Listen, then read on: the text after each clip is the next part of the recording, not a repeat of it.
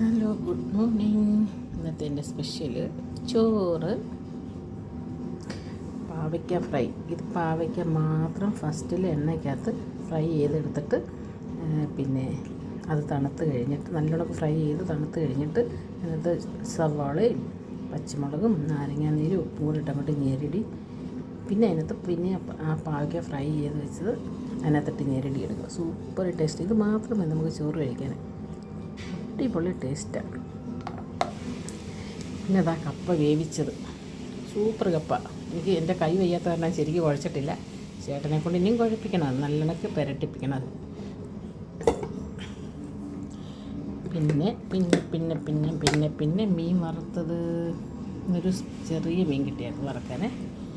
അതെ, പിന്നെ അതാ കൊണ്ടാട്ടമുളക് ഇവിടെ വറുത്ത് വെച്ചിരിക്കുന്നു, കൊണ്ടാട്ടമുളക്. പിന്നെ അതാ പച്ചമോര്, പിന്നെ ചേട്ടനുള്ള കഞ്ഞി, ചേട്ടന് കുടിക്കാനുള്ള കഞ്ഞി. ഇവിടെ ഒരു 10 മണിയൊക്കെ ആകുമ്പോൾ പുള്ളിക്കൊരു കഞ്ഞി കൂടി പോകാം. അപ്പോൾ പുള്ളിക്ക് കുടിക്കാനുള്ള കഞ്ഞിയാണത്. പിന്നെ മീൻകറിയുണ്ട്, അയില കറി വെച്ചത്. അപ്പോൾ ഇന്നത്തെ സ്പെഷ്യൽ ഇത്രയൊക്കെ ഉള്ളൂ. കൊണ്ടാട്ടമുളക് വറുത്തത്, കപ്പ വേവിച്ചത്, മീൻ വറുത്തത്, ചപ്പാത്തി, ചോറ്,